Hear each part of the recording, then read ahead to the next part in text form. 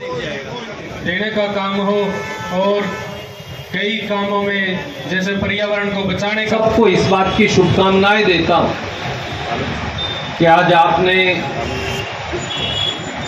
दोबारा से छोटू राम चौक का, चौधरी छोटू राम चौक का जीर्णोद्धार किया। वहां इस शहर की खूबसूरती की ओर भी इशारा करूंगा।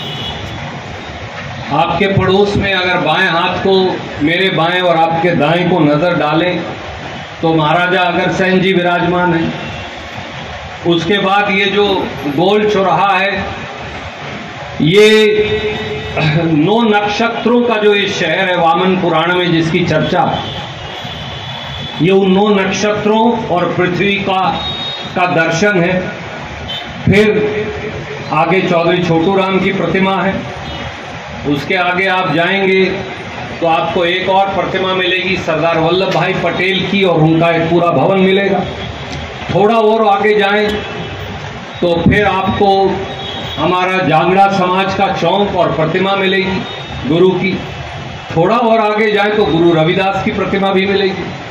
यही शहर की खूबसूरती कि एक ही सड़क पर आपको इतने महान लोगों के, और फिर थोड़ा ऐसे जाके चले जाएं तो आगे और बहुत सारे हमारे ऋषि, महापुरुष, देवी देवता, उनकी प्रतिमाएं आपको मिलती जाएंगी इसके चारों तरफ। जैसे जैसे लोग मांग रखते गए वैसे वैसे हम बढ़ाते गए। आज मेरे ख्याल से केशव भाई या राम भाई पाडला जी इसकी चर्चा भी कर रहे थे। आदित्य ने ये चर्चा की आपसे कि चौधरी छोटू राम के, मैं आज आपसे पूछता हूं, एक ऐसा व्यक्ति जो आपकी तरह इस जमीन से जुड़ा, इस जमीन की मिट्टी की खुशबू में जहां आपका लहू और पसीना है, वहां मेरा भी। मैं आज आपसे पूछता हूं, जब 20 लाख करोड़ रुपया उद्योगपतियों का माफ हो सकता है, तो किसान और गरीब मजदूर का 5 लाख करोड़ माफ क्यों नहीं हो सकता? यह सवाल पूछने का समय आ गया। चौधरी छोटू राम की प्रतिमा के आगे शीश झुकाइए, सही है, पर केवल शीश झुकाना काफी नहीं है पहलवान। जो सत्ता में बैठे हुक्मरान हैं उनसे सवाल पूछना पड़ेगा। आज लोग घबराने लग रहे हैं। प्रधान जी वो सोचते हैं तेरा काम ठीक चल रहा तो क्यों पंगे में पड़े, तेरे ऊपर पर्चा हो जाएगा।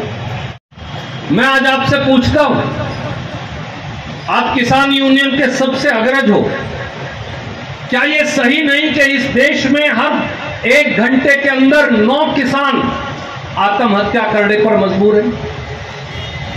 यह मैं नहीं कह रहा, यह national crime record bureau NCRB का आंकड़ा कहने लग रहा है। जिस देश में 10 किसान 1 घंटे में आत्महत्या करते हो,